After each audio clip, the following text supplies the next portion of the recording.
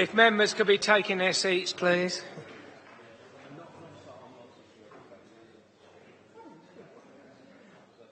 Right.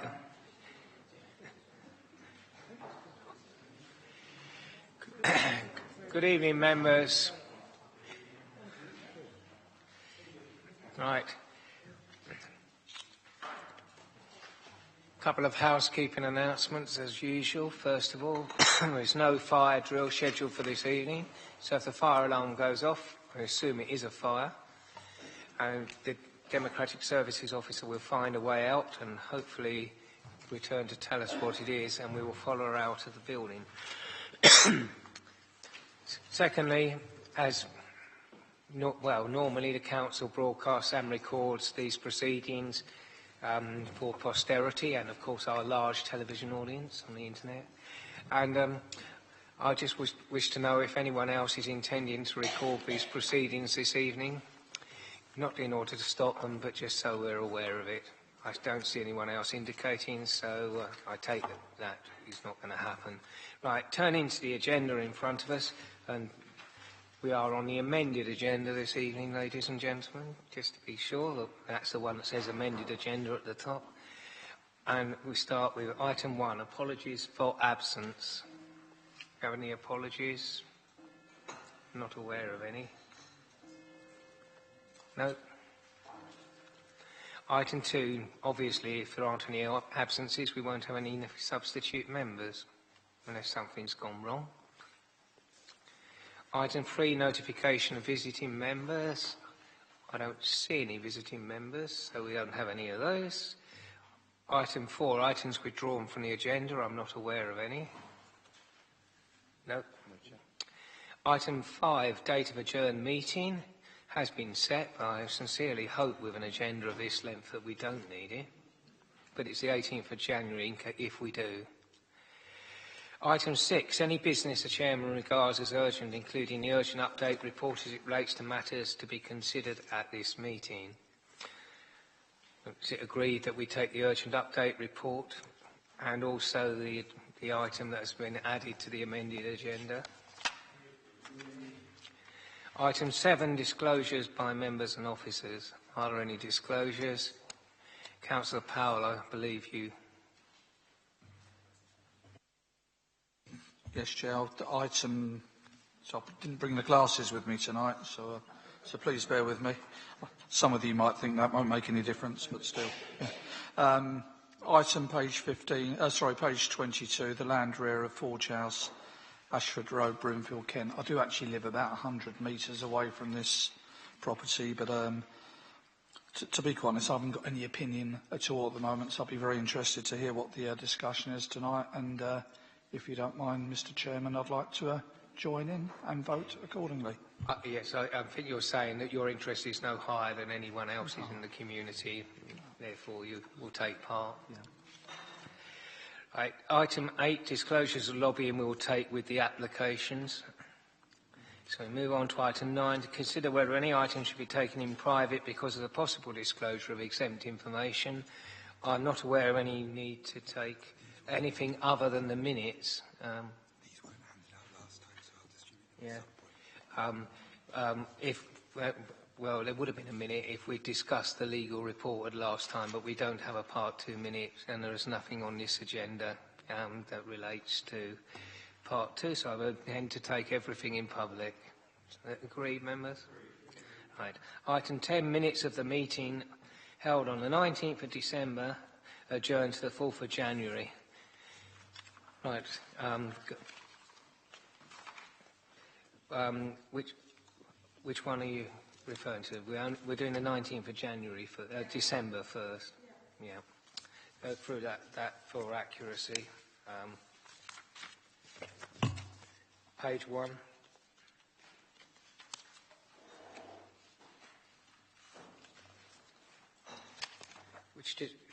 Which point? Actually, which point are you relating? It's minute 336 on page 7. Right. So I'm not disputing what it says in the minute, but I just do want to make a point which I think should be added to the minute, because during the course of that meeting, it was stated as a justification for approval of that particular application, that there were 200 caravans housing the workers on the polytunnels at Hill Farm East. This statement has subsequently been shown to be a false statement, and seeing as this application was decided on the chairman's casting vote, I think something should be added to the minute to say that this statement was factually incorrect. That's not, generally speaking, how the minutes of Planning Committee are done.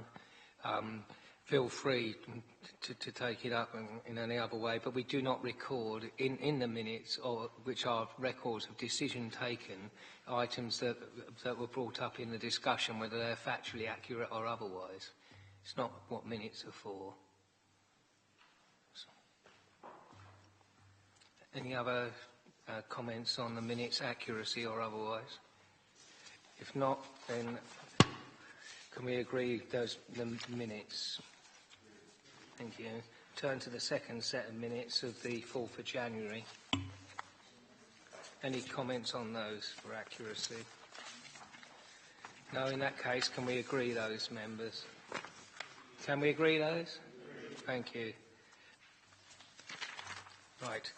Returning to the agenda for this evening. Presentation of petitions. Are there any petitions? No. Item 12, deferred items. Any update on those, Mr. Bailey? I've got nothing further to add, Mr. Chairman, on the update. Thank you very much. Admirably succinct. Now we turn to the planning applications for determination this evening, and the first of those is number 16, set out. Well, the first of those I'm going to discuss in that order is number 16, set out on page 29 of your agenda. I ask the officer to introduce the report.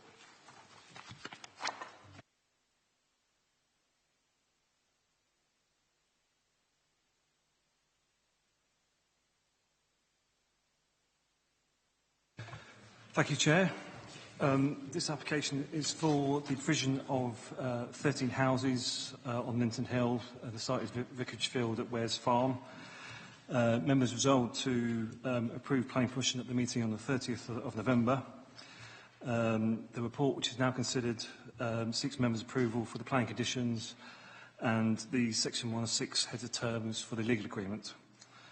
The Section 106 header terms are set out at page 35 of the agenda, and these include a off-site affordable housing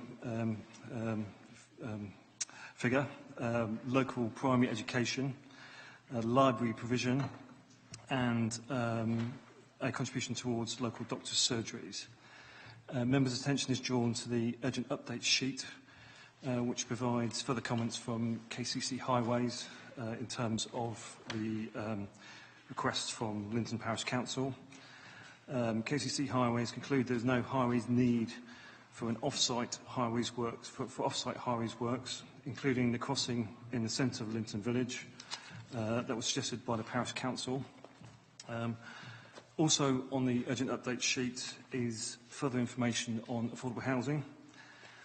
Following assessment of this additional information supplied by the applicant, officers consider that the proposal now complies with adopted policy SP20, and as a result of that, recommendation A, which is on the sort of main report, is removed.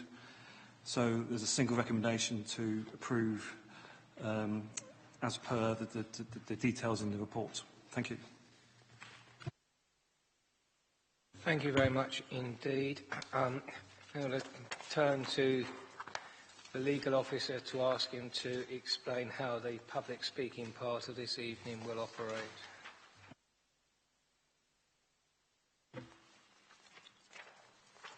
Good evening, ladies and gentlemen.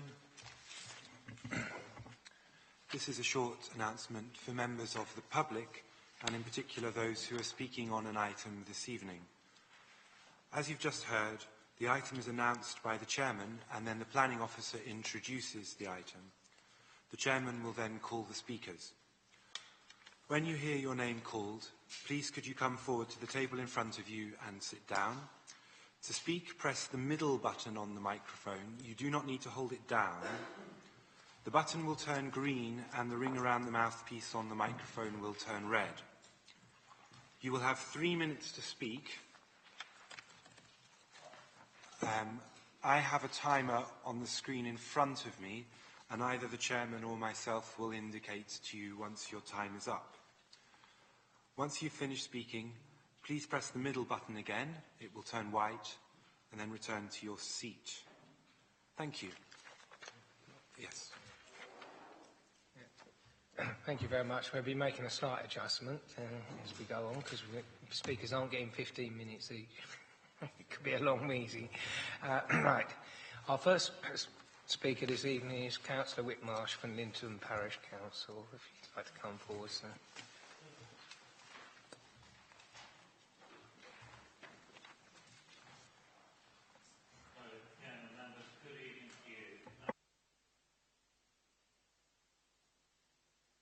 Press the button. Oh no, we got lift off.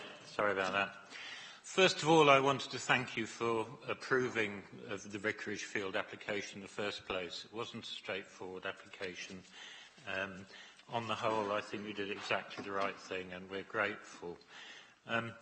The other things I want to talk about, the wind has slightly been taken out of my sails by the urgent updates, and I see that option B is now the only recommended one, which I think is excellent. So I won't talk about the affordable housing or anything. That just leaves me with one issue, which is the question of benefits to Linton. Linton's had two of its largest ever planning propositions approved in the last couple of months at Redwall Lane and Vicarage Field. And I think it would be a shame if absolutely no benefit whatsoever accrued to the community directly as a result of those.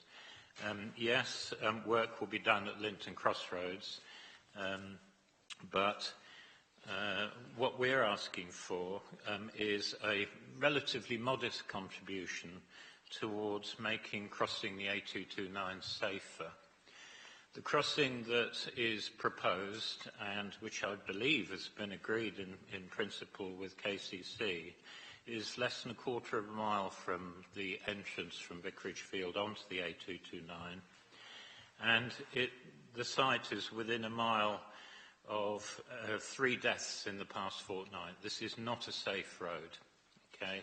It needs work, and I looked at the input document for the meeting, and in section paragraph 2.24, it mentions tests for requirements that contributions should meet. And in my opinion, it does meet those proposals. It will help the residents directly, because it's a dangerous road and it will make it a little bit safer. It's reasonable in scale and kind to the proposal. I mean, we're asking for something in the region of £40,000 all in. And, you know, compare that to an affordable housing component of £1 million, it's not unreasonable, I would argue. So what I would like is that this committee ask the planning officers to review the case for giving some sort of benefit of this kind to the village directly. So that's about it, really. Thank you very much for your time. Thank you very much, Councillor. Mr. Hawkins for the applicant. Oh, sorry, apologies. Yes, I should have... Of course, Rebecca, do come forward. I should have realised you were here instead. Good evening, Chairman and members. As you'll be aware, members resolved to grant permission for the proposed development subject to heads of terms and conditions being reported back to committee. In terms of affordable housing, since the publication of the committee report and as set out in the urgent update, we've been working with officers and the housing delivery manager to agree an approach for affordable housing. Given the location of the site and type of development proposed, it's already been accepted that the provision of affordable housing on site would be unsuitable and therefore needs to be delivered off-site. The local plan policy sets out an order of preferences for delivering off-site affordable housing. These are preferences and they differ on a case-by-case basis. in terms of other alternative sites, whilst Countryside, the applicant, control a number of sites within the borough, these are sites with permission or have a resolution to grant, and therefore the development and affordable housing provision is already agreed. Whilst the landowners own land in the local area and within the parish, these are greenfield sites outside of built confines and without permission, and therefore Countryside and the landowners are not able to offer any suitable sites for affordable housing delivery at this time. Countryside are unable to consider alternative sites outside their control, and notwithstanding this within the immediate locality, the site, they're not considered to be any suitable sites for affordable housing. They're not considered to be any suitable existing properties within the locality that would meet the council's requirements for affordable housing or the needs of future occupiers. There are limited properties available, and the size and cost would unlikely be affordable to those in need. So in light of all of this, we think it's clear that a financial contribution towards the off-site affordable housing is the most suitable option and a justified way forward. It would allow the council to control where the money is spent, and it's in a region of £1 million, and this approach has been agreed with the housing delivery manager and officers. This is a high-quality scheme. It has a resolution to grant, and the applicant's willing to pay the off-site sum. We therefore hope that members can go with recommendation B and give the council delegated powers to grant permission. Thank you. Thank you very much. Right. Councillor Mortimer, I see you in. Yeah, thank you, Chairman. Right, as you've basically given planning permission, what we need to do now is to make sure that we get everything we possibly can out of this site for the benefit of, you know, one and all, local residents and further afield. When we look at the in the document for money for the Medical Orchard Centre and Stockett Lane Surgery, I'd like the wording somehow changed, because what members may not know of that about 2 or 3 months ago there was an exhibition in Coxheath for a brand new surgery basically just to the west of Coxheath, still in Heath Road, which will incorporate the 2 doctor surgeries. So the wording there at the moment says goes to Medical Orchard or the Stockett Lane, and if those disappear, I don't want to lose the money. So if you could please take that on board. Thank you. The other thing is the crossing. I'm going to talk about 3 things: a crossing, playground and CCTV. Now, the owners of it have already said they will pay for it. There is no two ways about it, whether it's in a 106 or not. But you've listened to the chairman of the parish council. The crossing is something that's been looked at in great detail and is desperately needed. And even though I'm very confident that Firmins, the owners, will pay for that, I would personally like it to go down as 106. I also, backing onto this land is the playground, so I would like some funds towards the playground equipment.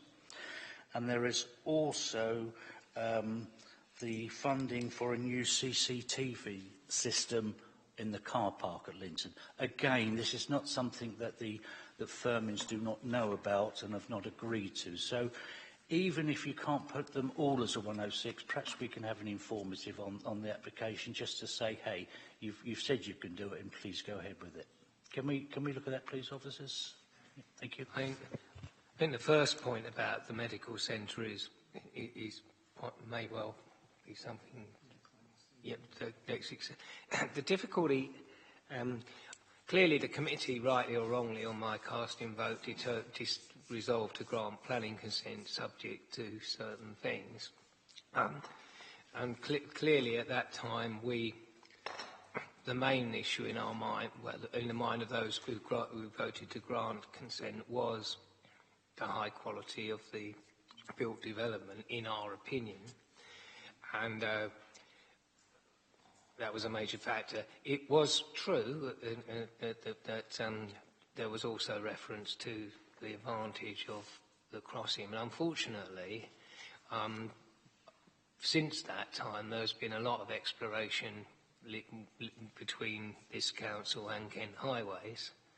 And there has also been developments elsewhere in the British legal system and planning system, which I'm sure officers can address, which do make it quite difficult to make the highway contribution an actual requirement to Section 106, and if we did do that, it could actually render the actual consent unlawful, which would be rather sort of... so I'm going to ask the officers to address those points rather than you take it on my word. But the first point about the medical centre, I think the officer has accepted. Okay, I do take that on board, Chairman, and I'm very confident that Firmins will do it anyway, whether it's down in there. It was just a little safeguard for the parish council. Again, the playground area, I think as that is right next door to it. I don't think that is a problem where funds could be given to the parish council for enhancement of the playground equipment. I'll come back to that, but on the point of which you raised in terms of the crossing and the other things, I don't think there's anything to stop the landowner and the parish council doing whatever, but we can't actually require that because of how I understand that. I've mentioned it. I've had the answer, and that's a fair comment. Yeah. Thank you, Chairman. Play area, Mr. Bailey. Mr. Ryan, would you like?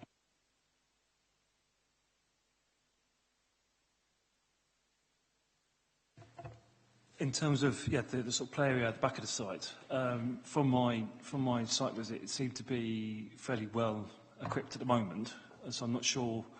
We haven't had sort of comments back from Leisure in terms of the planning application, but it's whether there's actually a need to actually improve that equipment or not. What I would ask for, Chairman, perhaps we need to make sure there is a 106 in place, but if it is not needed, then we don't use it. I mean, it's surely we need something in place because it's the parish council who inspect this playground, and I just think that when I talked about it on Monday at their meeting, it was the case that, yeah, there are some things that need doing.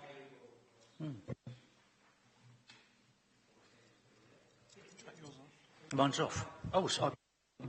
I think that the best thing to do is I'd request delegated authority to the Head of Planning and Development to inquire as to whether the Parks team require any upgrading, because it's got to be in line with the open space policy. And if there is a need, then obviously we will apply the formula that we do and we'll add that into the head. So I'm asking for delegated authority to seek whether those contributions are necessary. And then if they are, we would seek them and put them on the heads. If they're not, then they would fall away on that basis.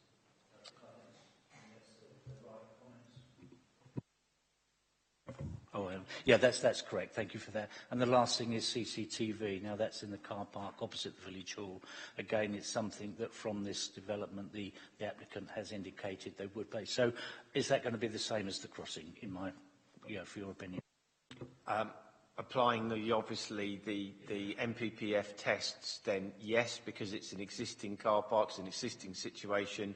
How are you going to substantiate that these residents are going to necessitate the use of CCTV lighting? I'm being honest, it wouldn't meet the tests on those grounds because you wouldn't be able to relate it so specifically.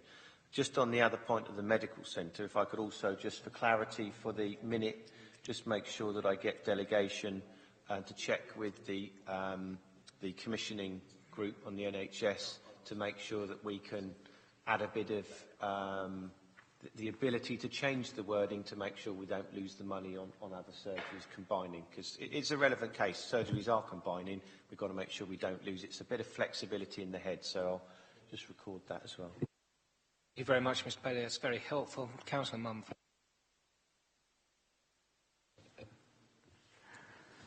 This is normally me not reading it correctly. 227, I couldn't find the planning condition that would recommend that pedestrian access. Is it in there?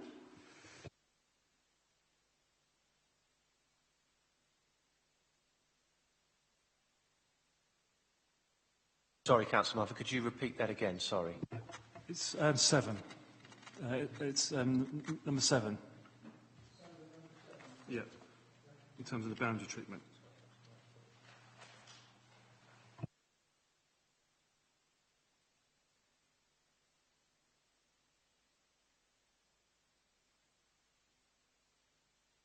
Are you satisfied, Councillor? Yes. Thank you very much. Right, unless there are any other comment of Councillor Round. I share with some of my many other rural members a concern not about this particular application, but a concern about the way in which in many southern wards we are continuing to look at Gypsy and Traveller applications. I feel that when we get an amount of money like this, I think it really is pertinent that we allocate some form of contingency money to a way in which we can actually find solutions to sorting out the Gypsy and Traveller allocation problem. Is there any way in which we can do that? Because quite frankly, this ward will be affected by that problem if it isn't already.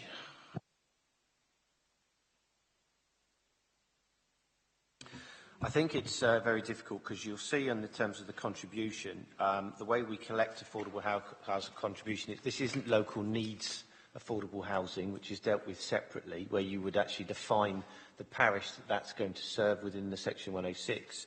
This is a contribution that would serve the borough, so it can be directed in any way. I think what you're seeking to achieve on that basis is there any way moving forward that you can look at G&T provision for affordable sites? And I think that's what you're seeking to do. I don't think you can do that through this permission and be so specific. What you could do is, on a second resolution, refer that up to the relevant committees to see what members are doing about affordable provision for gypsy sites in the borough. But I think it needs to be distinct from this decision, and that could be a separate conversation, because obviously this would go into a pot for affordable housing to be needed, and there's no reasons why that couldn't be drawn down between settled and non-settled communities. So it's affordable housing provision. It could be used for those purposes, but there needs to be a decision outside of this from the relevant committee as to where that money could go. I think the point is well made, and that members will be aware that Councillor Harwood has previously raised some concerns about this particular issue. I will return to that later in the agenda, but not during the discussion on this application, for obvious reasons. Right. 2 amendments have been proposed in relation to the decision. Are there any other comments? And otherwise, I will proceed to the vote. Is everyone clear? There's been the amendment for delegated powers to seek the views of the Parks Department on whether anything is necessary, and the amendment in the wording of the health provision to cover potential mergers of surgeries. Everyone clear in that case? I'll put the recommendation B on the papers to the vote, which is as amended. All those in favour?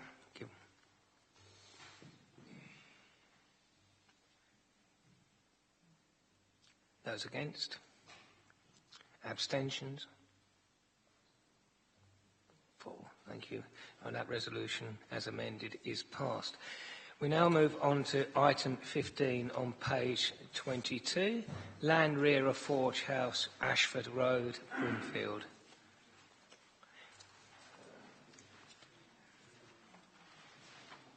Councillor Mumford, you're looking at... I'm just a little confused. Didn't you need a proposer and a seconder and ask for lobbying on the last one? Correct, I did not do so. I should have done. Before we move off that, I'll go back and take declarations of lobbying. And I actually moved the resolution myself. So which is why I didn't ask myself whether I was proposing it.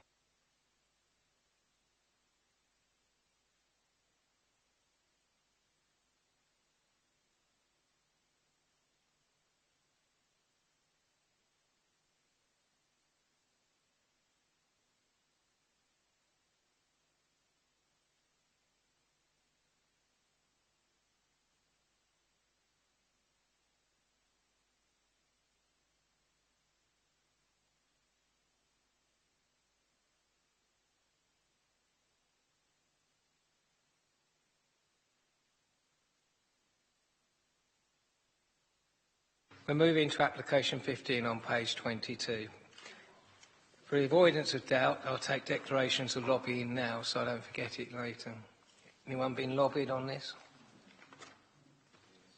I've been lobbying on this.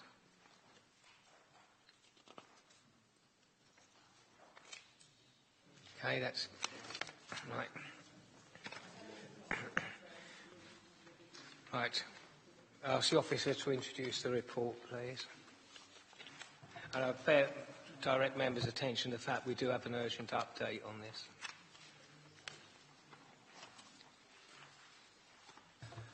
Thank you, Chair. This application relates to works to raise the ground level on this site. The application is retrospective with the work finished.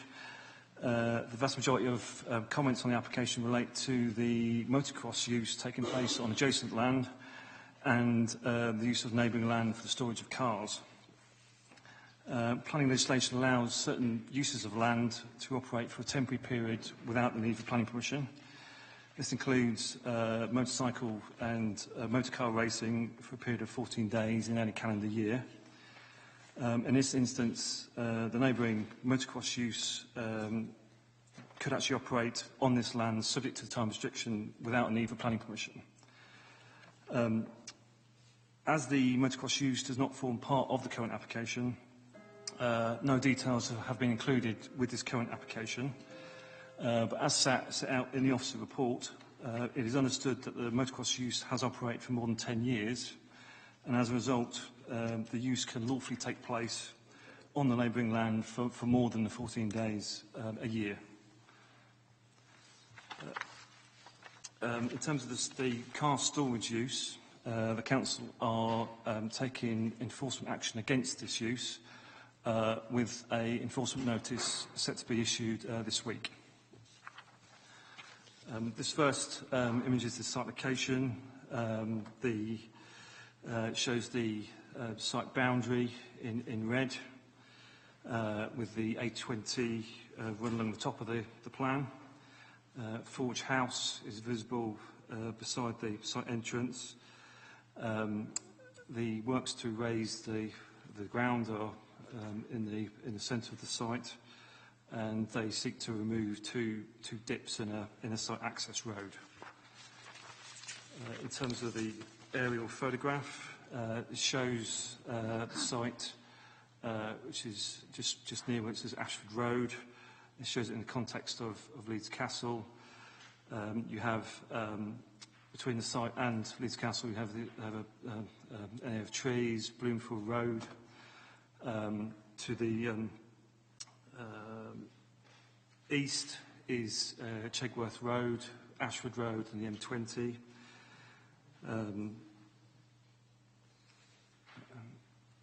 This is the access from the A20. The works involve land which is 90 metres in length, and it involves increasing the land by up to 2 metres. This is further into the site with the car storage use visible. This photograph is taken from the A20 looking south with the application site to the right of the photograph with the car storage visible and the motocross use on the left-hand side of the photograph. This is slightly further round to the southwest, again from Chegworth Road, again with the car storage use visible and evidence of the motocross use. In terms of the extent of the works, this image shows the original ground level, it's a dotted line, with the red line, the reformed site level. The works are considered to be acceptable in terms of visual impact, in terms of the character and appearance of the area. They are considered acceptable in relation to the listed building and registered park and garden. The officer recommendation is to approve, subject to conditions. Members' attention is drawn to the additional planning conditions on the urgent update sheet and the responses to additional comments. Thank you. Thank you, Mr. Ryan. Do I see Sir David Steele, an objector? Please come forward. Sir.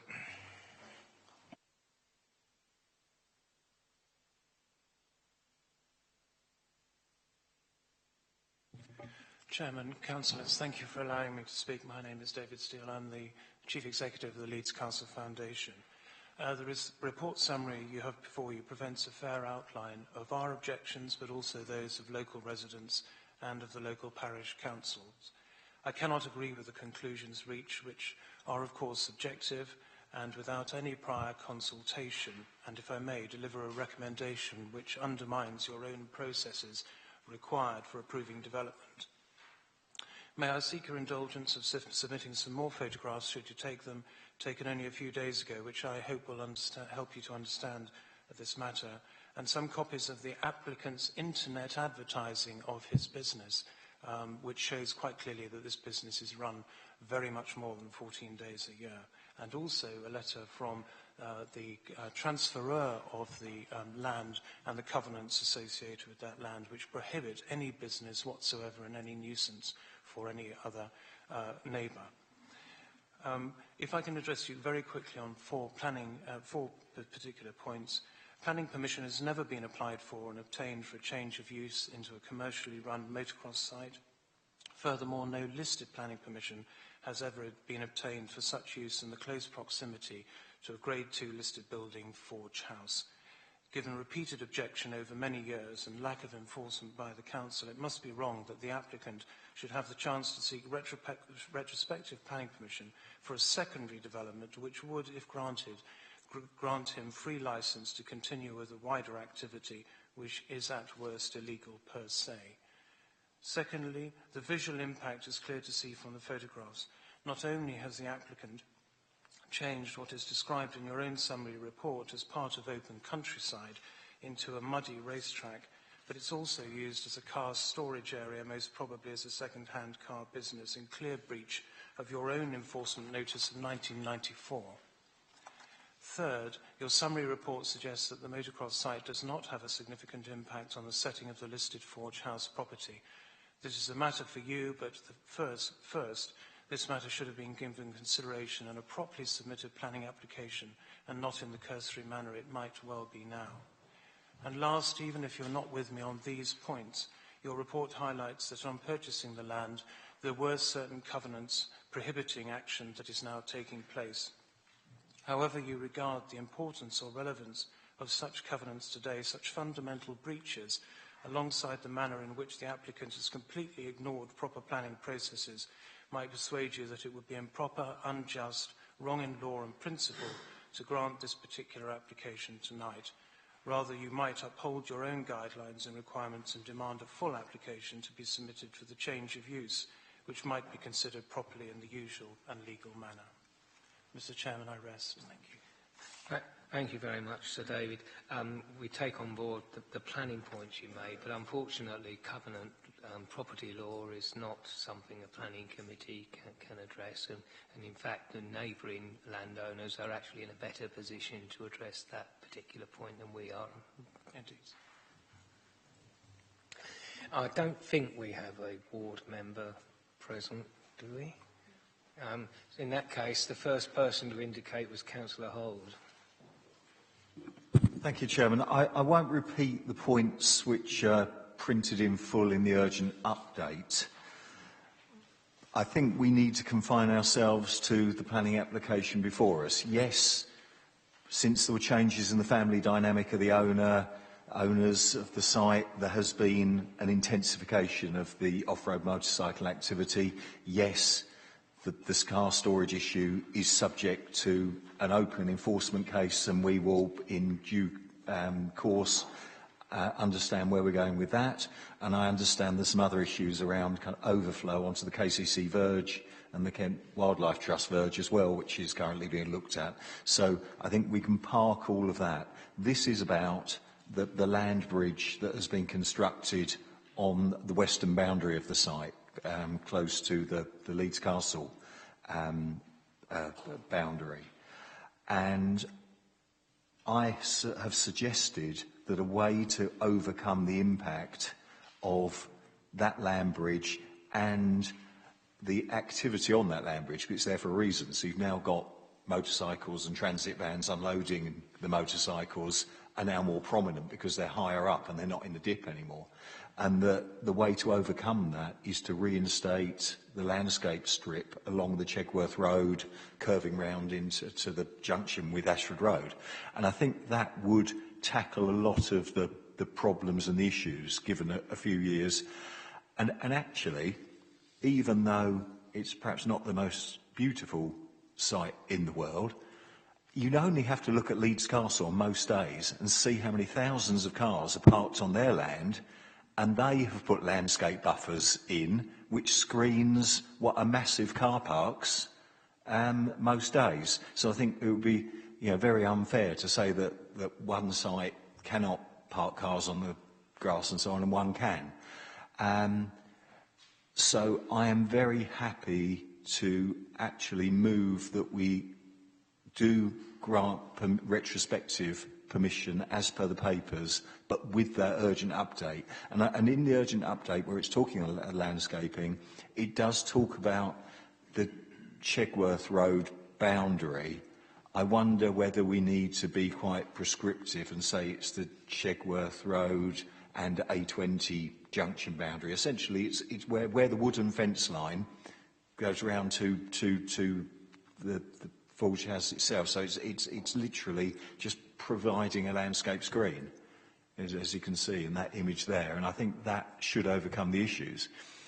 And interestingly, in relation to the biodiversity on the site, because it's retrospective, there was no ecological survey, but kind of, quite regularly kind of poking about on that verge, which is quite interesting. It is interesting just how much wildlife is still there. And if you look at the next door site that's got lots of sheep in it, that's got no wildlife at all because it's grazed down to the quick. Whereas this one, it might have some Ford Focuses parked in it and lots of motorcycles riding about in it, but it's still got an awful lot of wildlife. And particularly the areas in amongst where the off-road tracks are, you've got these little islands of almost kind of heathland within there. So it's not all bad. And no, I'll leave it at that. Cheers.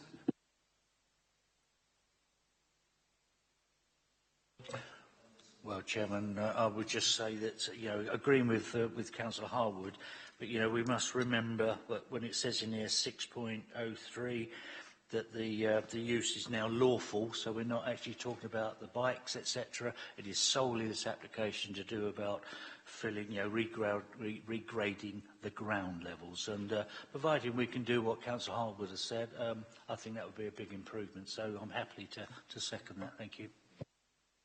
Thank you, Councillor Mortimer. Councillor Prendergast, I think you indicated. This is one of these situations where this council ought to be hanging its head in shame for letting this get to this stage. I've been talking to various members of the enforcement team on enforcement issues on this. Actually, I do have a technical question to ask. Mr. Bailey, I spoke to you a couple of months ago about this turning into another Hammerstream paddock with the cars there, and we were talking about enforcement issues here, and you said, the problem is I've got no one to serve this enforcement notice to because the owner has recently passed away. And I see this application is dated 2016. Is that the same applicant? I mean, this is a very sensitive question, but is this applicant deceased?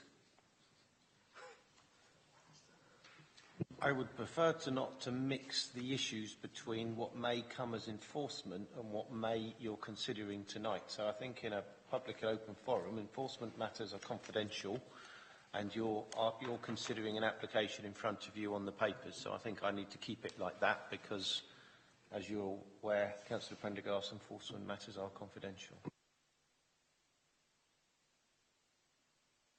Were there any further points that you wish to raise? Okay, I appreciate enforcement matters are confidential, but I can't help thinking that we wouldn't be at this place if things had been done in a timely fashion. I pass this site twice, 4 times a day, and, I'm reminded of a recent appeal hearing, Runham Lane, where there was a retrospective application for a similar site, and we defended that, we fought that. The inspector upheld the decision, and that was refused. And I'm really, you know, the impacts on the countryside, I know for a fact that this happens on more than 14 days a year. It's there and has done for a long, long time. And I don't see how we are going to control these matters. The impact on the countryside is huge. The traffic situation is really not very good. And, you know, I dread to think what's happened to the biodiversity on that site. It's, I can't see how I can support this application. And really, we haven't given due consideration to the impact on the heritage assets either. So, no, I can't see that I can support this application. I would remind members that we're not, of what we're actually discussing.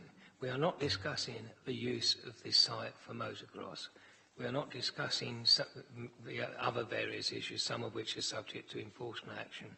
We are discussing a very specific issue, and we would need specific grounds to refuse this particular application, not a general dislike of the use of the site for motocross, which I would agree that perhaps we shouldn't be here because of the actions of other people, most of whom are not with the council any longer anyway, because it was so long ago.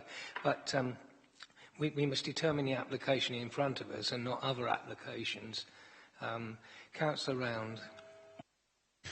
I take those points, thank you, Chair, I take those points into consideration. I take the fact that the existing motocross track has historical precedents set. I also noticed that the enforcement over the issue has been appalling for many years. The fact of the matter, from my point of view, this is actually a further 100 yards. It's actually my and Shalina Prendergast's ward. It is the entrance to our ward. It is an appalling sight. It's disgusting. It's awful. And whilst we're not here to consider the likes of the cars and of the motocross or whatever we agree is going to encourage more and more people to go to that area. In doing so, you will find, and I'll happily ask you to go and inspect it yourself, you will find a collection of condoms, a collection of human faeces, scarring all the way around this area.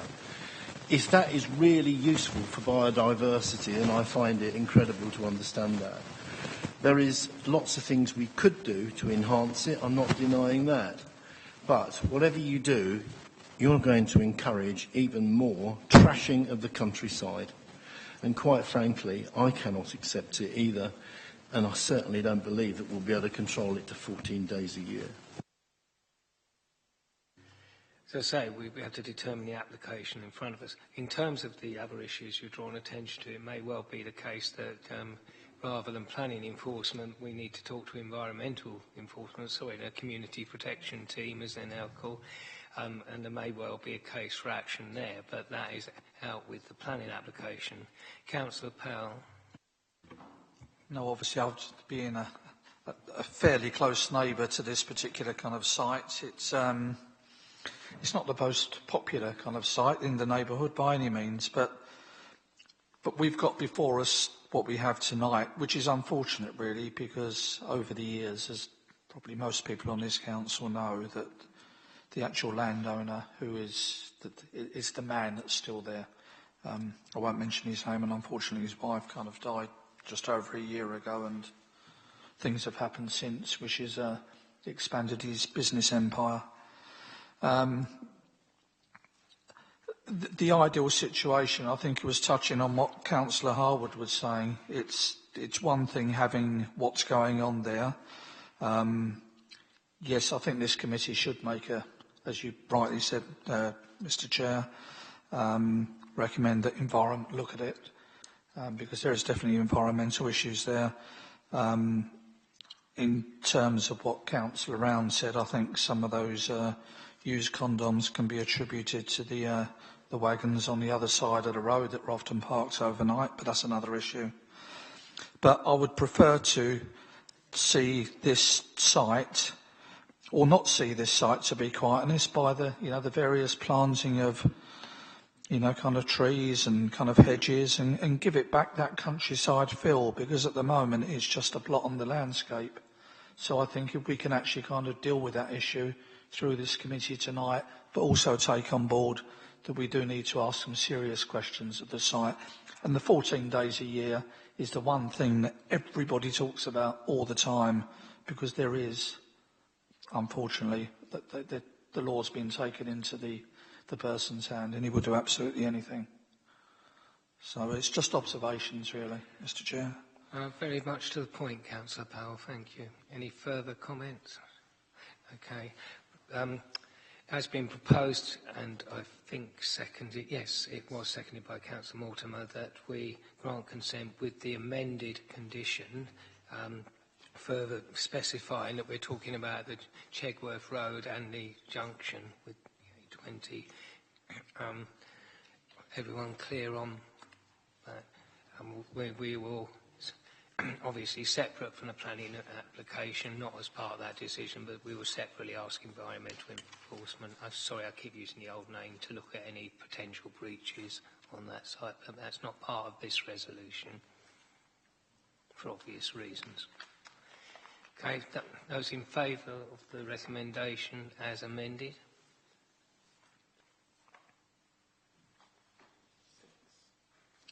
Those against?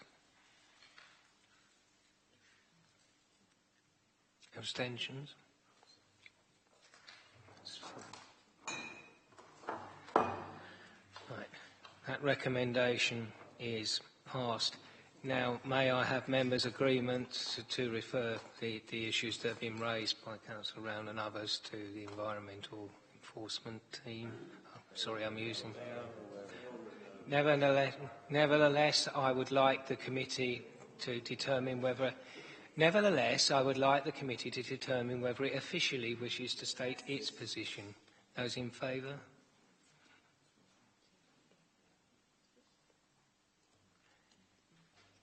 Anyone against? Okay, abstentions? Thank you. Right, that's passed, and we will draw that officially to their attention. Right, we return to the agenda, which brings us on to what is currently item 13, page 3, which is a starred item, Bletchenden Farm, Bletchenden Road, Headcorn, Kent. I'll ask the ward members and anyone else whether they wish this item formally introduced. Councillor Round. I just want to say that having read the urgent update, I'm quite content to propose this. Okay, that's a no then. In that case, draw members' attention to the urgent update and hope everyone has read it. To take declarations of lobbying, we will do that. I'm still doing declarations of lobbying, okay? And I have to.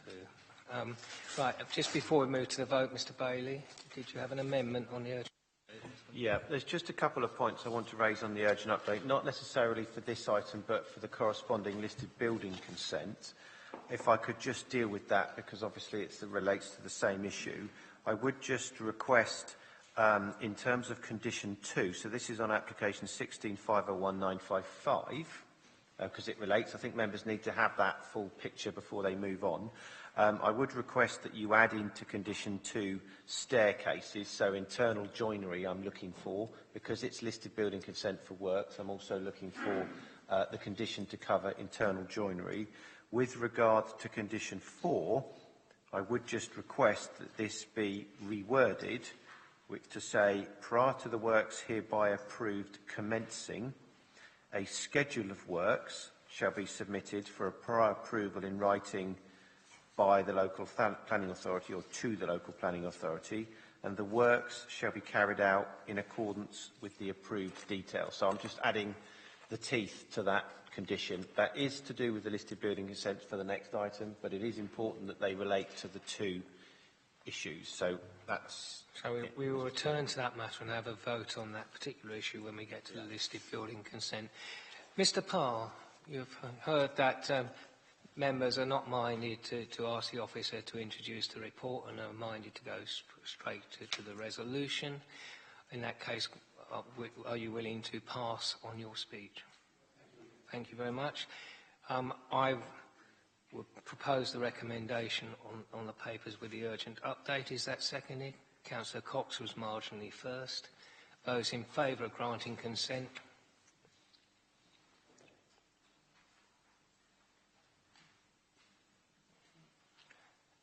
Those against? Abstentions? 1. Okay, that's granted. Now we turn to the issues raised by Mr Bailey. I nearly called him Councillor Bailey in relation to the listed building consent. Is everyone clear on the proposed amendments to that? Okay. Does anyone want the listed building consent introduced, or are we content? Okay. But first of all, can I take declarations of lobbying? And myself. Right. In that case, it has been proposed by Councillor Clark. Is that seconded, that we grant consent with the amended details as set out by Mr Bailey? Is that seconded? Councillor Mortimer. Those in favour, please indicate.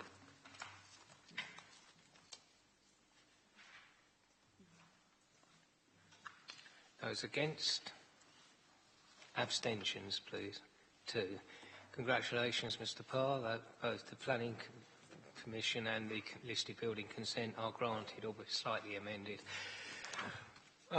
We return to the agenda. Members agreed to take the issue of the clarification of the important landscape details at the Church Farm, Oldcombe Hill, Oldcombe Maidstone on this agenda. And I ask Mr Bailey to draw to members' attention what the particular issue.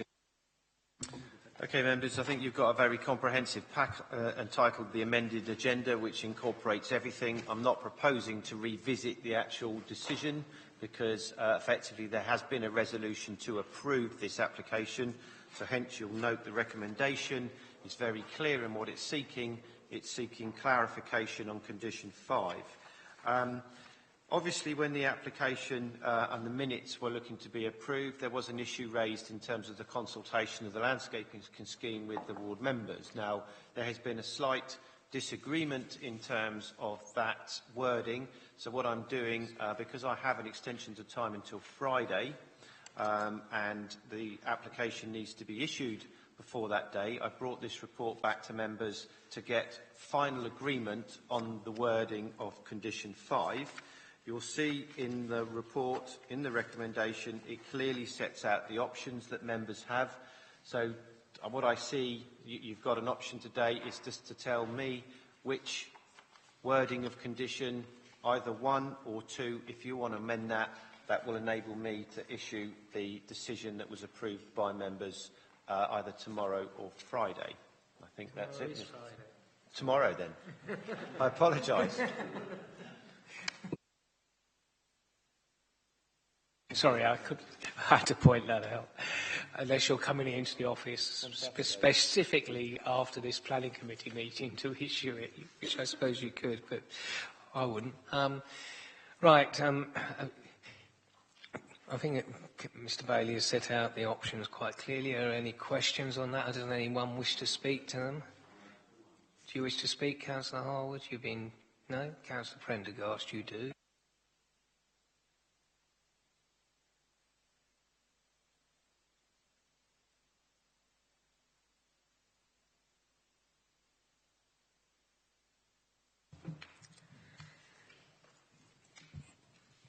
I'm a little bit at a loss here, wondering why this has come back, because my recollection of it is quite clear that on the night we agreed, all of us, that the landscape scheme should include the removal of the conifer trees. I remember Mr Bailey, at least on 7 separate occasions, saying that it was absolutely inappropriate in that landscape, in that location. I think, Chairman, you made a comment about it's the first time that we voted to remove conifer trees. At the very end of the discussion, Councillor Cox was quite insistent that the wording needed to be strengthened regarding the removal of the conifer trees, and was assured by Mr Bailey that that would not be necessary because it was in there, that the applicant and his agent were in the room, they knew what the expectation was. We all took the vote, and I really don't understand why this item is back here, because we were all fairly clearly agreed that we agreed with the case officer and the landscape officer and the presenting officer that night, our development manager, that the conifers were inappropriate in that landscape. You know, we have landscape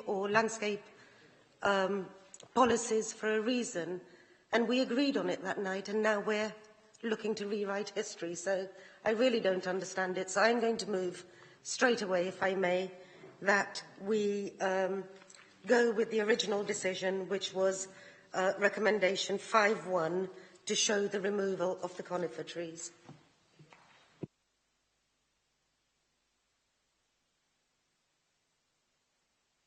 No, I'll speak later. Councillor Mumford.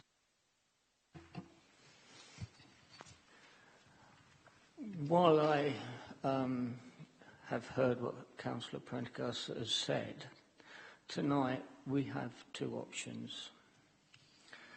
One is to remove the fir trees, let's call them fir trees, which will be quick growing. We can remove them and wait for a slow growing deciduous hedge to appear. Or what we can do is we can leave fir trees there, and they will grow very quickly, which is the answer for today. We plant in front of it deciduous trees, and then we manage the situation, remembering each year that those trees will lose their screening ability because they will lose their leaves. What we can do when the deciduous trees are high enough, we can pollard the fir trees, and so in the winter you will have the backup of the fir trees. This seems a practical solution that is also supported by the parish council. So it's a solution for today and tomorrow. Today we get the quick growing firs to cover it quickly. In maybe 10, 12 years' time, we can then bring them back down to the size of the deciduous trees, and we can have cover in the winter as well as the summer. Now, I'm not going to get into an argument or discuss what we decided on the night. I'm a practical person. I've got the backing of the parish council. That's what the local people want. And it seems the most sensible solution to me. It's the best of two worlds, well, three worlds actually. You get quick screening and you also get cover in the winter when the deciduous trees have lost their leaves. So it's a no-brainer. Councillor Harwood, do you wish to speak now? I reserve my right. I don't think there's anything to discuss. I think let's just get on with the vote.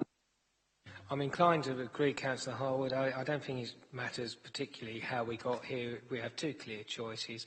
I'm inclined to agree with the parish council and with Councillor Mumford, but it is a very clear issue. It's a yes or no, isn't it, really? Councillor Bolton. Here's the question which I'm battling with, which is if you were to keep the conifers as they are at the moment and plant, as Councillor Mumford suggests, and sort of plant the other layer in front of them, will they grow? And if the new trees that you plant, will they grow, and how quick will they grow?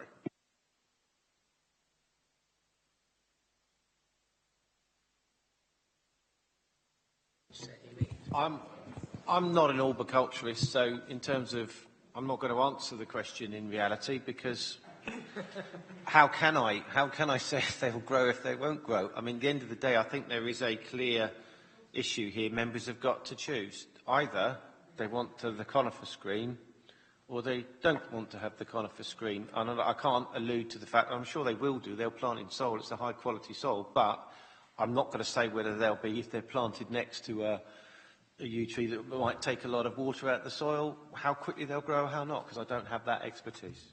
I take Councillor Bolton back again. Yeah, the reason I asked the question is because actually of what Mr Bailey said towards the end of his remarks there, my concern that the fact they're close to the conifers, that will prevent growth. That's precisely why I asked the question, and why at the moment I'm erring towards supporting Councillor Prendergast's point of view. don't see this. Councillor Mumford. There will be, on any landscaping, a condition to keep the trees alive or replace them within the first 5 years. We can double that and make an amendment to that and say the first 10 years. Currently, the landowner is using bowsers to keep trees alive and bring them on, and it will be his problem, not ours. If we decide on the second option, then it becomes the landowner's problem to either replace them. And so on the second option, I'd say that we put a 10-year as opposed to the normal 5-year replacement. Right, that's, Mr Bailey says that can be done. Right, so, Councillor Clark. Very quickly, I mean, at the end of the day, whichever one you go with, if they die, they're going to need to replace them. So I just think that we get the extra benefit of screening in the early years this way. That's pretty much been done to death, but I will very briefly take you back, Councillor. Mr Bailey, I just want to come back for some more advice from you, okay? Because at the end of the day, it was also delegated to you. Whether you wanted it or not, it was delegated to you in conjunction with ward members and Councillor Harwood, or political group spokesperson, or whatever the wording was, who knows anymore.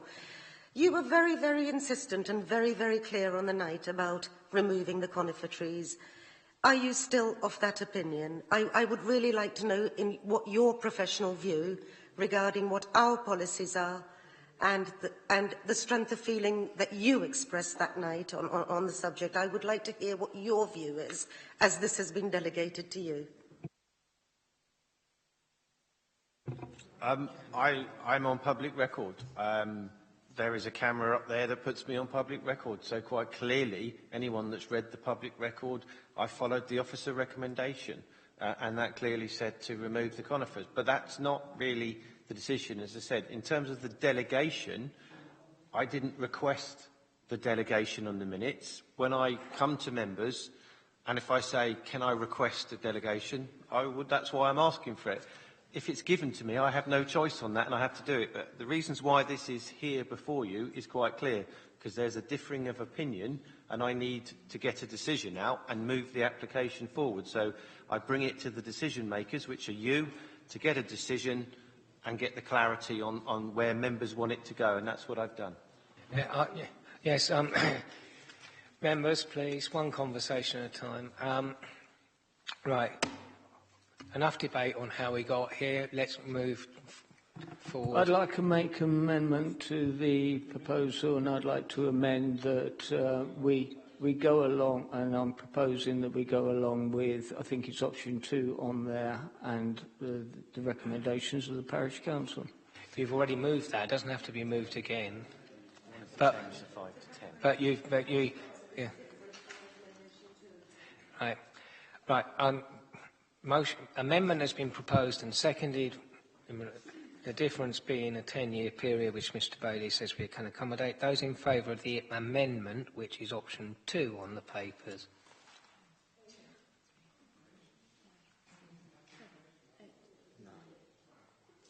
Right, those against? That becomes the substantive motion. Sorry? Oh, sorry, you're quite... abstention, yes, sorry, Councillor Bolton, I missed you. Abstentions, 1.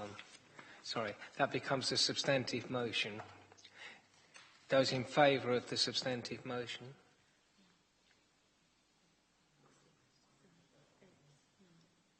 Those against? No abstentions, I think, because everyone's voted. Okay? Right? That recommendation 2, the second one, as amended to 10 years, is passed. Now, members, there are no appeal decisions and there are no chairman's announcements, you'll be glad to hear. However, before we finished the meeting, there was mention, we did have discussion, members, please, we haven't quite finished the meeting, did have discussion of the issues that have been previously circulated in email form by Councillor Harwood and others, and were referred to by Councillor Round in relation to looking at the issue of affordable sites for the travelling non-settled community. Clearly an issue, and I would like to take members' views on whether or not we should ask the Strategic Planning Committee to look into this particular issue. Okay. Thank you, Councillor Borton. Is that seconded? Okay, fine. Yeah. Those in favour? I think that's everyone, so no need to take any further votes on that. Thank you very much, members, officers, for your dispatch. There aren't any. I did say that earlier.